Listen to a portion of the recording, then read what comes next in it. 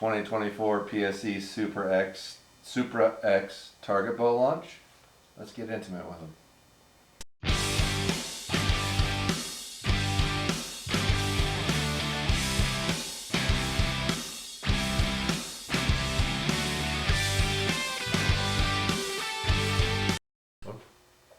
Hello and welcome back to the YouTube channel. MFJJ here with podiumarcher.com. Looking at the new Supra X line from PSE.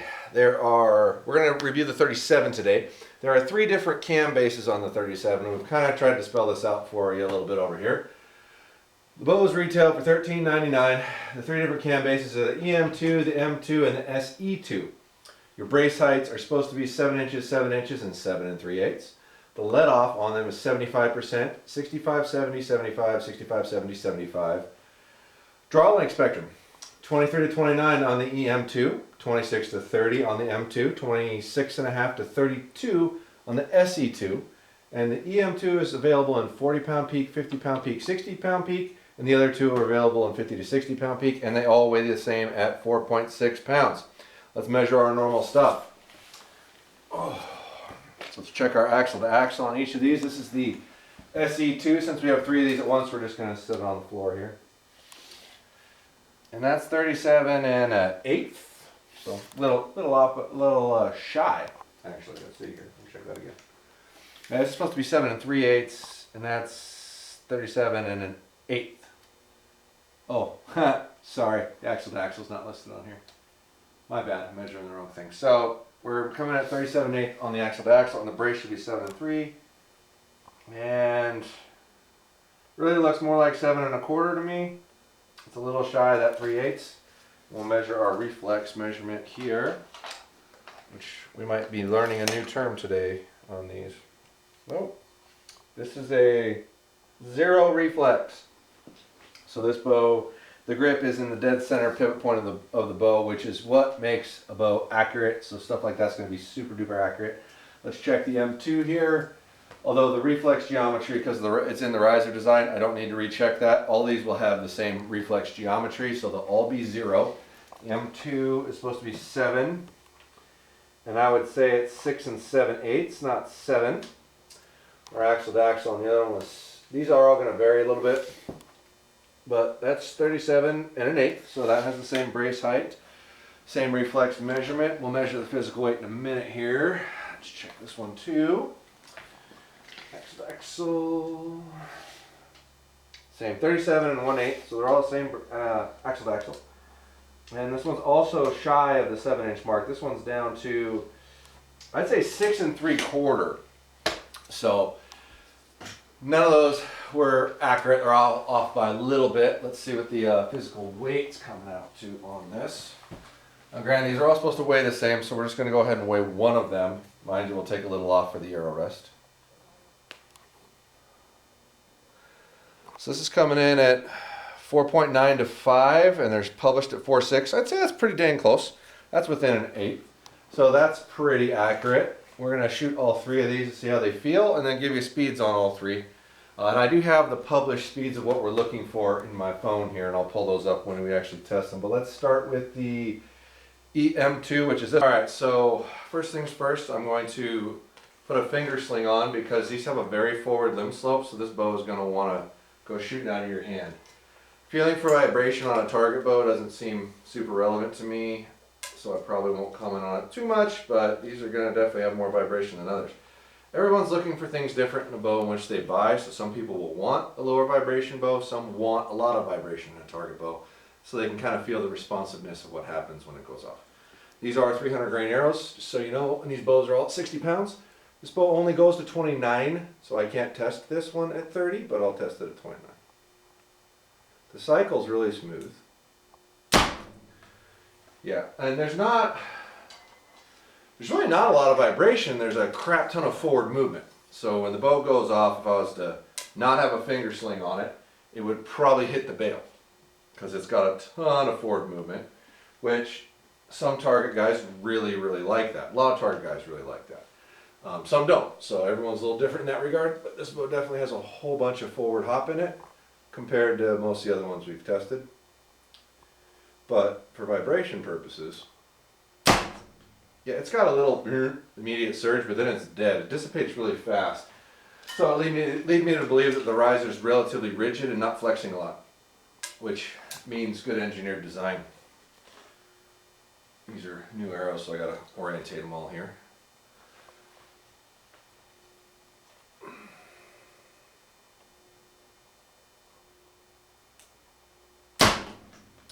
Yeah, it's pretty clean after the shot. There's not a whole bunch of movement in it. There's not a whole bunch of flex in it. It just kind of goes.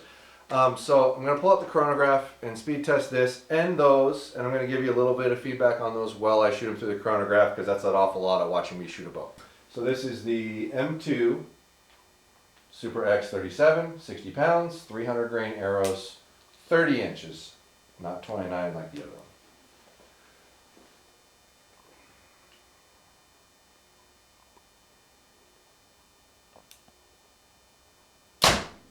.321.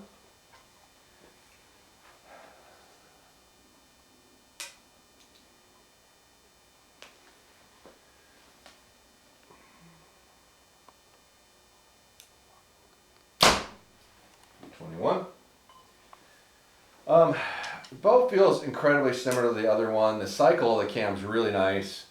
It's actually pulling to my length, so it feels good. And this is where it maxes out. Same thing, initial surge, like bow jumps out of your hand, but there's not really vibration to speak of. So really similar. So I think the riser is really rigid. I'm going to put my fingers on the front of this one and feel it. Yeah, a little bit, but not much. 317. All right, so we'll give that a 319, 320. We'll give it 320.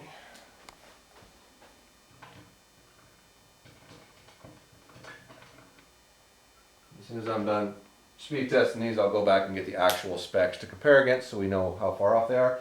And then to finish the video off, we'll measure their actual draw lengths and see how accurate they are on their actual draw length measurement. But are you going? Yeah. By the way, we are playing with a camcorder for the first time, so if these look different, that's why. And please give us some feedback if it looks like crap or cool, different, whatever. Trying something new today. 60 pounds, 29 inches, 300 grain arrow. Oh, 315, 314, excuse me.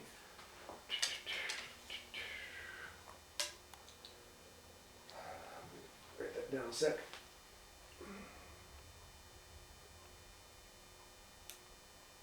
316.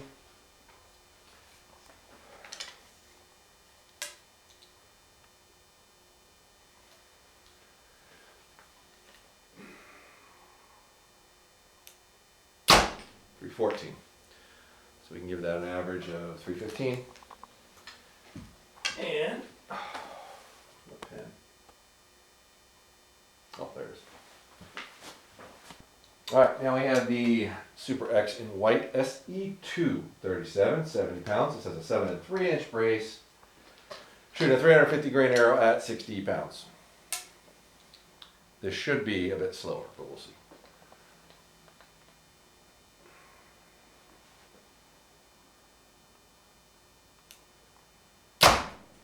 Duplicate. 317.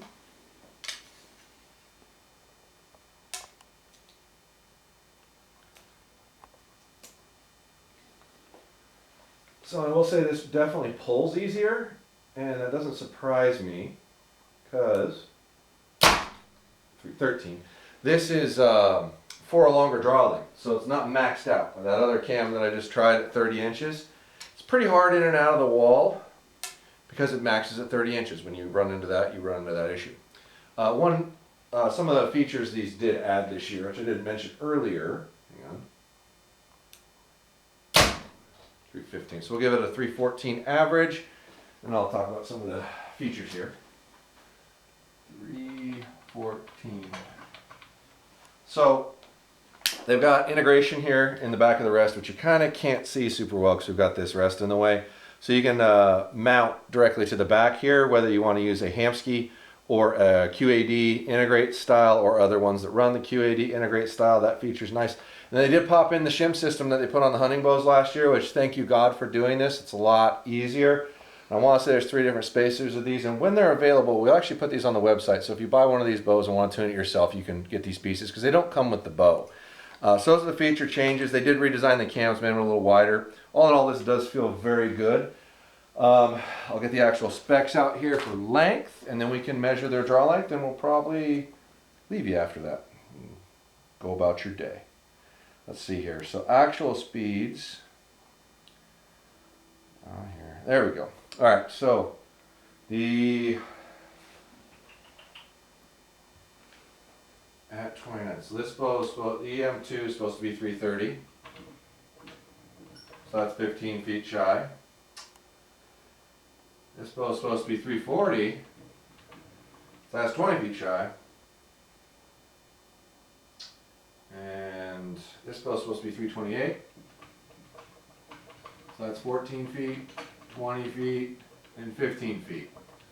So now, if you remember our PSE test from last year, I want to say almost everything was right at 14. So somewhere in how they're coming up with speeds and how we're testing them, there's a pretty big difference, but it's a target bow. It really shouldn't matter to you on how fast the bow is, but they give you a number, so my job is to test the number, and that's what I came out with.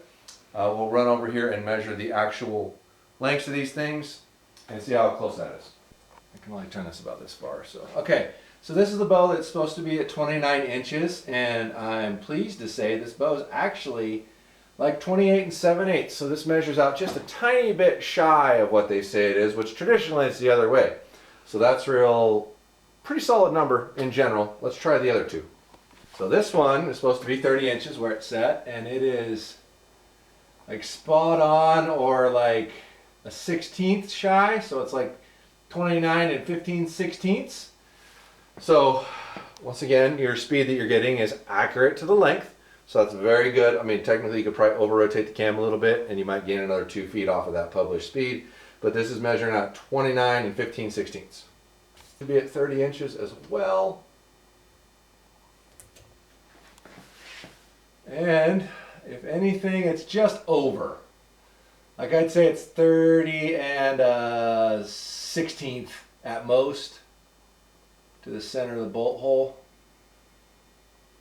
Yeah, so really close to accurate on overall length of where it's supposed to be, so kudos on that, but that also does reflect the real speeds versus not. So tell me what you think down below. I mean, are we doing a good job of this, or are we missing stuff? Is there things we're supposed to test, supposed to check that we're not, that you want feedback on? Because at the end of the day, all I want to do is allow you to make a better, quicker decision so you can decide what you want to buy and get using whatever new bow it is that you're in the market for. Follow on Instagram and on YouTube. So hit that subscribe. Keep coming back.